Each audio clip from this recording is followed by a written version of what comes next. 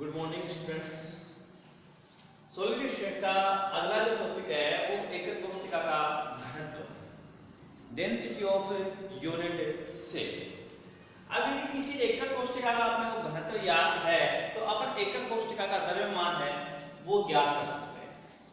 घनत्व है जो अपने सामान्य सा लिखते हैं सूत्र, तो घनत्व को अपन डी से लिखते हैं, तो घनत्व बराबर होता है द्रव्यमान बटा आयतन। जो एकक कोष्ठिका है उस कोष्ठिका का द्रव्यमान है और उस द्रव्यमान में एक कोष्ठिका के आयतन का यदि हम भाग देते हैं या दोनों का जो अनुपात है वो क्या कहलाता है, एक कोष्ठिका का घनत्व, डेंसिटी ऑफ यूनिट सेल। तो अपन ने इसकी जो फॉर्मूला है घनत्व का, डेंसिटी का जो फॉर्मूला है वो अपन कैसे ज्ञात करें उसके लिए अपन देखते हैं। माना कि अक्ष किरण विवर्तन द्वारा ज्ञात घनीय क्रिस्टल की एक कोष्ठिका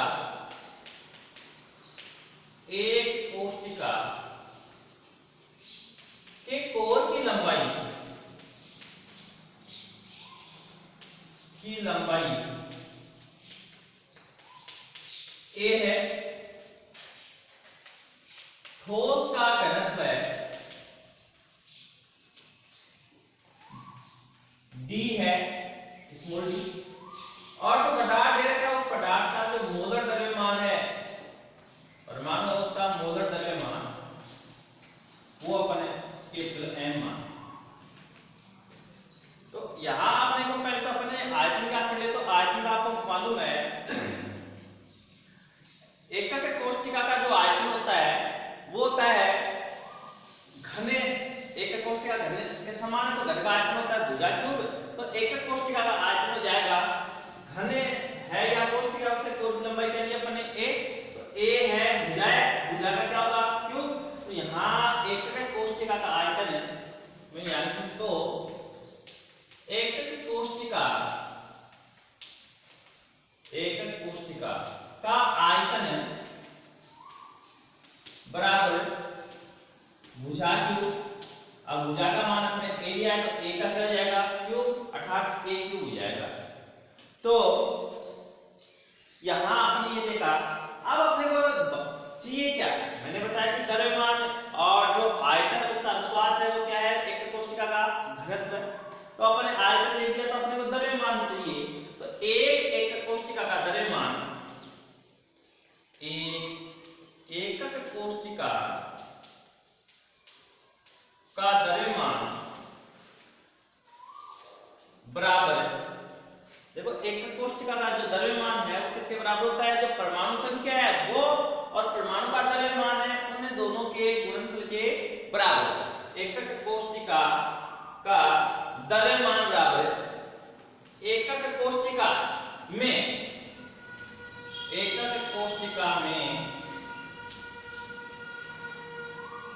परमाणु की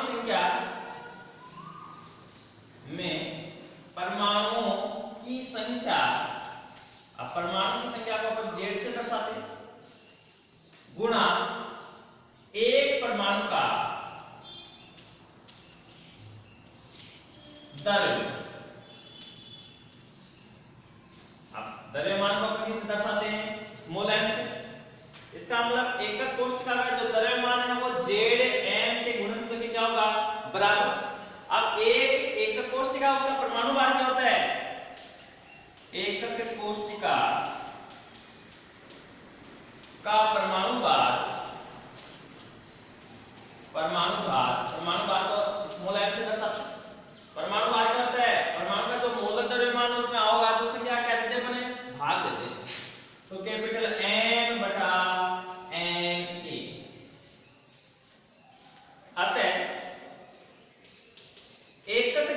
Na। अतः एकक कोष्ठिका का घनत्व को अपन किसे दर्शाते हैं, d से, घनत्व है। अभी बताया मैंने जो एकक कोष्ठिका का जो द्रव्यमान है उस द्रव्यमान में किसका भाग देते हैं अपन, आयतन का। तो एकक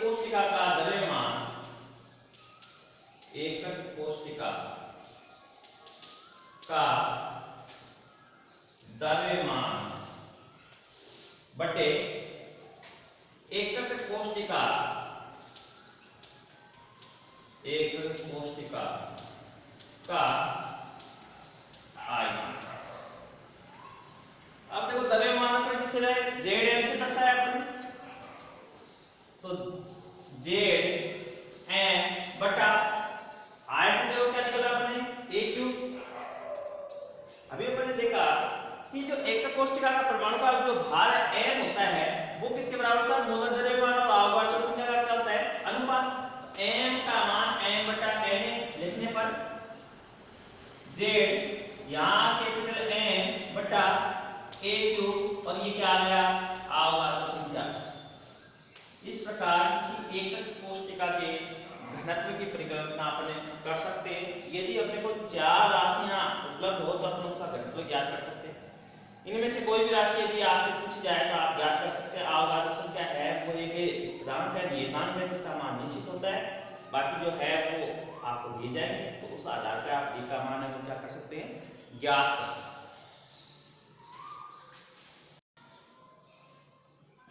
एक कोष्टिका घनत्व है आपने देख लिया, एकक कोष्टिका द्रव्यमान उसमें एकक कोष्टिका के आयतन का भार दें, तो जो द्रव्यमान निकला अपने जेड एम है बटा आयतन है वो a क्यूब है।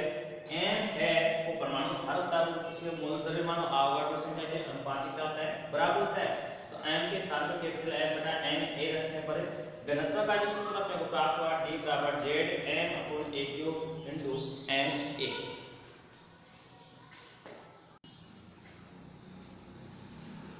अगला अपना जो टॉपिक है वो है ठोसों में अपूर्णताएं। ठोसों में अपूर्णताएं, देखो अपूर्णताओं का मतलब है कि कोई क्रिस्टल है उस क्रिस्टल की एकक कोष्टिका में समान जालक बिंदु उपस्थित हो तो ये कहलाती है उसकी आदर्श व्यवस्था। और आदर्श व्यवस्था है वो केवल परम शून्य ताप पर ही संभव है। तो जब परम शून्य ताप से यदि ताप अधिक होता है तो उस स्थिति में क्रिस्टल है उसमें विचलन आ जाता है या क्रिस्टल जालक उसमें अनियमितता पाई जाती है। तो उस अनियमितता में वो अपन ठोसों में अपूर्णताएं या दोष या त्रुटि के नाम से जानते हैं। तो ठोसों में अपूर्णताएं हैं वो दो प्रकार की होती है। जो ठोसों में जो दोष होते हैं वो दो प्रकार के होते हैं, एक बिंदु दोष होता है और दूसरा रेखीय दोष होता है। जब क्रिस्टलीय पदार्थ का एक बिंदु है या परमाणु है उसके चारों ओर की जो आदर्श व्यवस्था है उस आदर्श व्यवस्था में यदि परिवर्तन आ जाए, विचलन आ जाए या अनियमित आ जाए तो उस स्थिति में उसे बिंदु दोष कहते हैं। दूसरा है रेखीय दोष, जब जालक बिंदु की पूर्ण पंक्ति है उस पूर्ण पंक्ति में ही अनियमित आ जाए तो उस स्थिति में उसे रेखीय दोष के नाम से जाना जाता है। आपने कोर्स में बिंदु दोष है उसको आगे विस्तार से बताया गया है। तो बिंदु दोष है वो तीन प्रकार का होता है, स्टाइकोमेट्री दोष है, अशुद्धता दोष है और नॉन स्टाइकोमेट्री दोष। स्टाइकोमेट्री दोष है उसमें जो ठोस है उनकी ज्यामिति है अर्थात उनकी वास्तविक व्यवस्था है उस व्यवस्था में कोई परिवर्तन नहीं होता, उनके घनत्व में कमी या बढ़ती होती है। अशुद्धता दोष में किसी क्रिस्टल जालक है उस क्रिस्टल जालक में दूसरा कोई क्रिस्टल जालक अपने मिला दे तो उस स्थिति में अशुद्धता दोष है। जबकि स्टाइकोमेट्री उसकी वास्तविक जो संरचना उस संरचना में क्या जाता है नॉन स्टाइकोमेट्री दोष है उसमें वास्तविक संरचना उसमें कुछ परिवर्तन आता है, जिसे अपन नॉन स्टाइकोमेट्री दोष के नाम से जानते हैं। ठोसों में अपूर्णताएं हैं उनमें देखते हैं एक आयनिक क्रिस्टल है, एक आयनिक क्रिस्टल है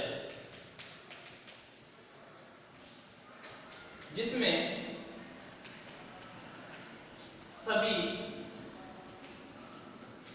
कोष्टिकाएं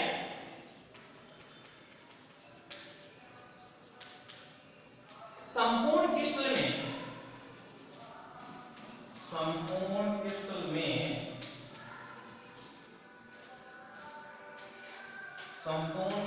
में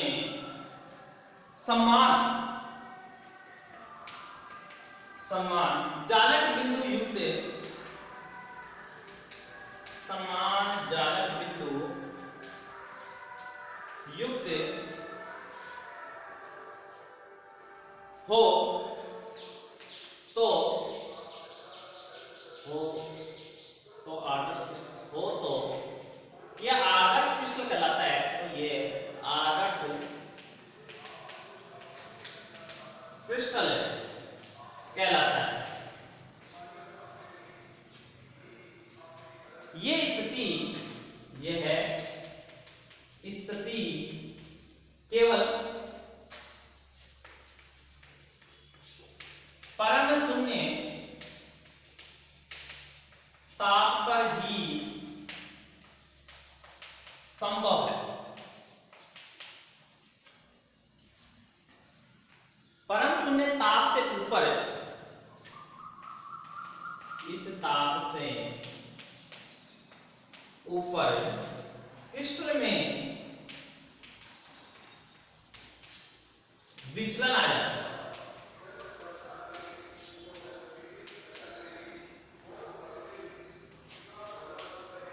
आ जाता है जिसे क्रिस्टल दोष कहते हैं।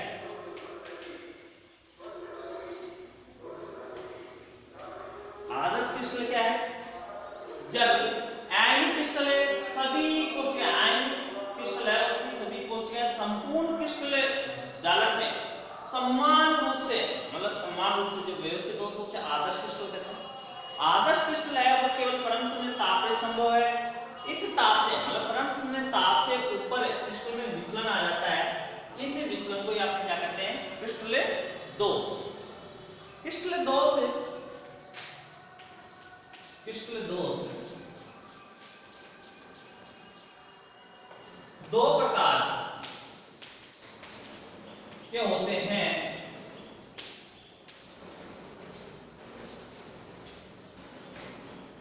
पहला है बिंदु दोष। क्रिस्टल जालक में कोई परमाणु है या कोई बिंदु है या जालक बिंदु है उसके चारों ओर एंगल आयन का कौन सा दोष होगा? बिंदु दोष। और कोई एक रेखा है उसमें यदि अंतर आ जाए आ जाए विचलन आ जाए उसे बोलते हैं रेखीय दोष। तो पहला है बिंदु दोष। क्रिस्टल पदार्थ में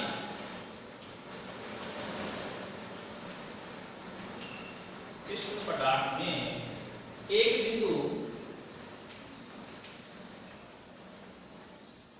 एक जालक बिंदु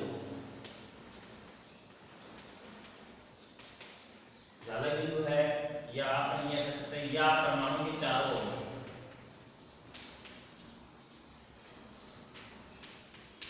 ओर की आदर्श व्यवस्था में विचलन या अनियमितता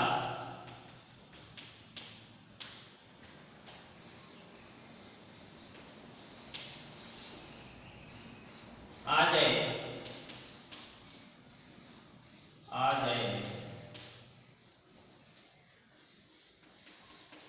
तो इसे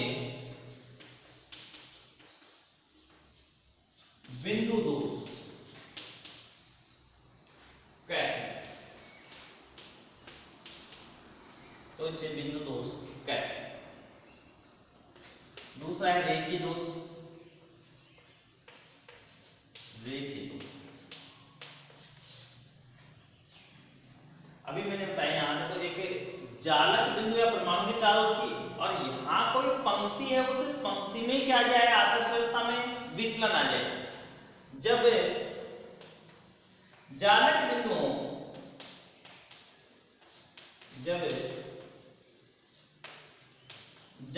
बिंदुओं की पूर्ण पंक्ति संपूर्ण पंक्ति या पूर्ण पंक्ति में पूर्ण पंक्ति की आदर्श व्यवस्था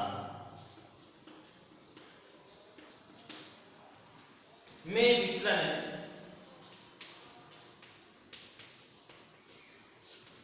या अनियमितता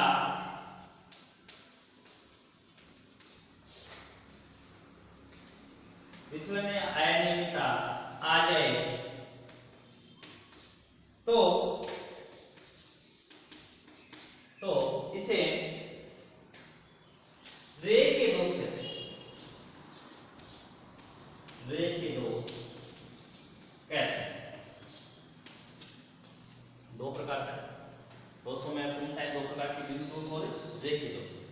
कोई ठोस है या कोई क्रिस्टल जालक है, उस क्रिस्टल जालक में जो जालक बिंदु होता है या परमाणु होता है, उस परमाणु के चारों ओर की जो व्यवस्था उसमें परिवर्तन आ जाए तो बिंदु दोष है। और पूरी पंक्ति में ही क्या आ जाए परिवर्तन या विचलन या अनियमितता, तब इसे क्या कहेंगे अपने रेखीय दोष।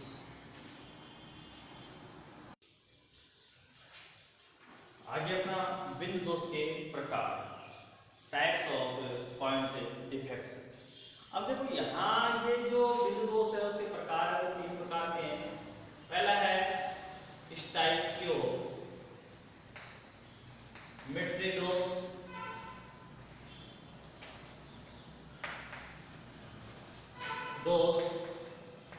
दूसरा है अशुद्धता दोष और तीसरा है नॉन स्टाइकियोमेट्री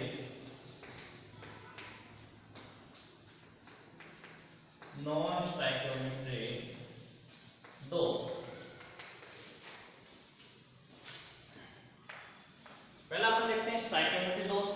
तो यहाँ अपन ने देखा था बिंदु दोष, जब क्रिस्टल जालक है उस क्रिस्टल जालक में जालक बिंदु या परमाणु के चारों ओर की आदर्श व्यवस्था है, उस आदर्श व्यवस्था में जब परिवर्तन या विचलन आ जाए तो अपन कहते हैं बिंदु दोष है।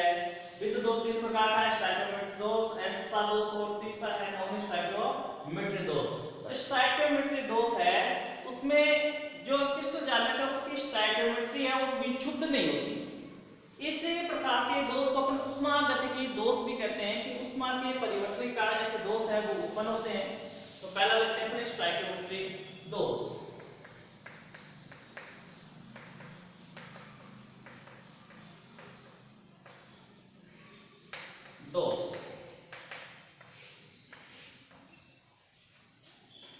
ये वे बिंदु दोष हैं, ये वे बिंदु दोष हैं जो ठोस की स्टाइकियोमेट्री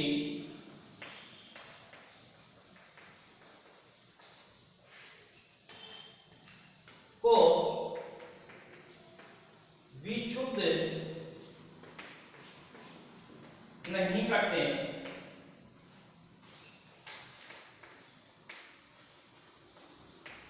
इन्हें उष्मागतिकी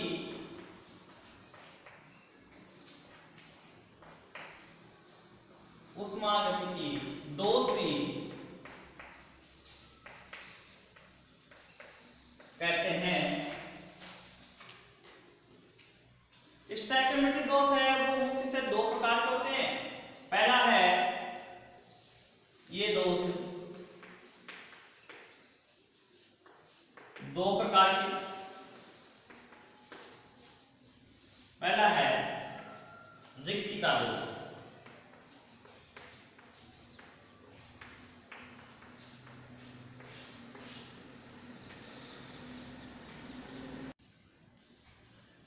अब देखो रिक्तिका दोष में क्या होता है, रिक्तिका दोष है अनायनिक प्रकार के जो क्रिस्टल जालक होते हैं, क्रिस्टल ठोस होते हैं, उनमें पाया जाता है। जब अनायनिक पदार्थ को गर्म किया जाता है तो कुछ जालक स्थल है वो जालक स्थल है वो रिक्त हो जाते हैं, मतलब वहां से हट जाते हैं।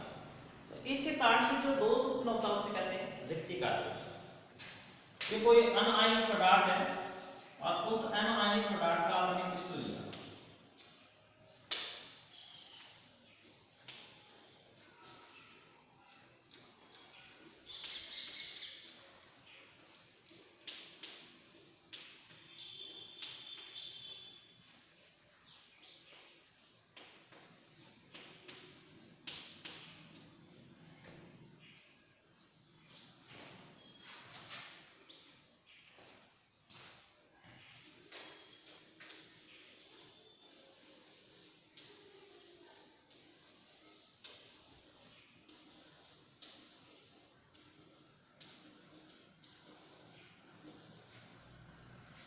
अनायनिक पदार्थ है उसका क्रिस्टल लिया। इस क्रिस्टल को जब गर्म करते हैं तो गर्म करने पर जालक स्थल है वो रिक्त हो जाते हैं। जैसे गर्म करेंगे तो यहाँ से जालक स्थल है वो रिक्त हो जाएगा। इसका मतलब ये हुआ कि इस प्रकार के दोष में क्रिस्टल जालक के घनत्व में क्या होती है, कमी होती है। तो इस प्रकार जो उत्पन्न दोष है उस उत्पन्न दोष को क्या बोलते हैं अपने, रिक्ति और रिक्ति।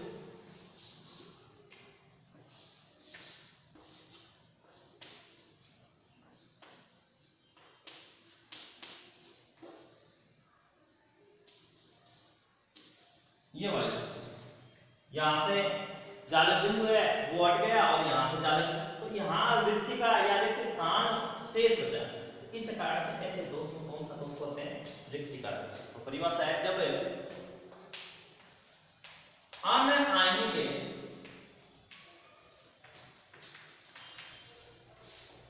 क्रिस्टलीय ठोसों को या पदार्थ को अनायनिक पदार्थ को गर्म किया जाता है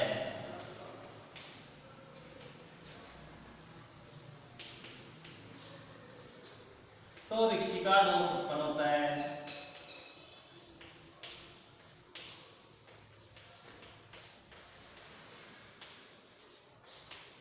उत्पन्न होता है।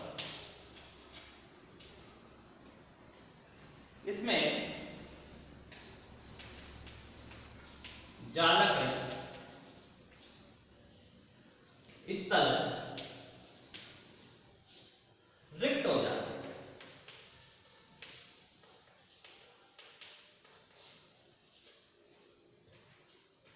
इस दोष में पदार्थ के घनत्व में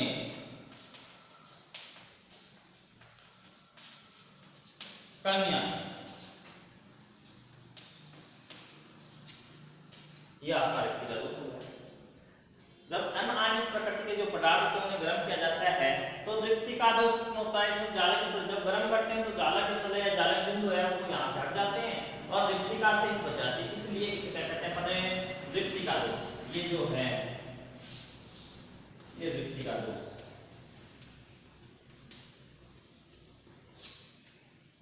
दूसरा है अंतराकाशी दोष।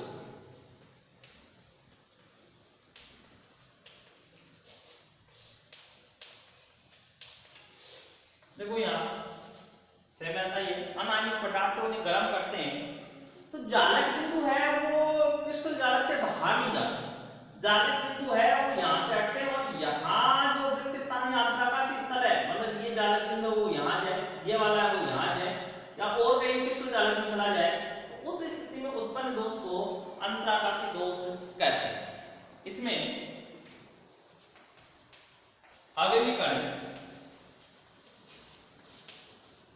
इसमें अंतराकाशी दोष में आवेगी कण अंतराकाशी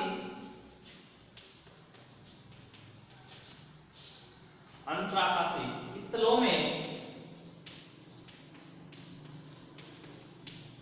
पहुंच जाते तो इसे कहते हैं, इसे अंतराकाशी दोष कहते हैं।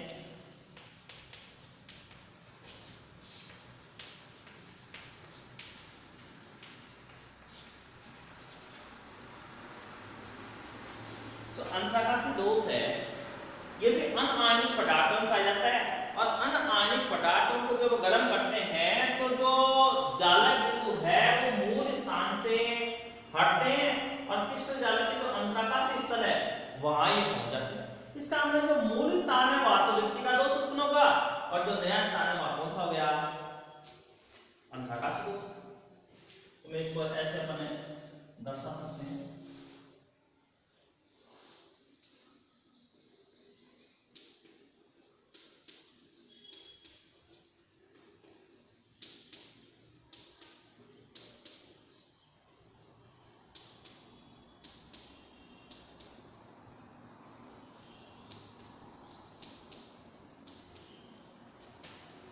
जब अनायनिक प्रकृति के पदार्थ है उन्हें जब गर्म किया जाता है तो जालक बिंदु है वो किस जालक के अंतराकाशीय स्तर, ये वाला स्तर अंतराकाशीय स्तरों में चले जाते हैं। तो उत्पन्न दोष को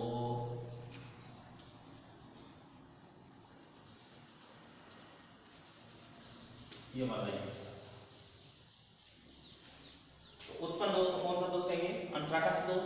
इसका मतलब जो स्टोइकोमेट्री दोष है वो अपन ये कह सकते हैं कि अनायनिक प्रकार की प्रकृति के या प्रकृति के पदार्थ थे, उन्हें जब गर्म किया जाता है तो यहाँ आ गया उष्मागतिकी, मतलब गर्म करने पर उनमें क्या उत्पन्न होता है?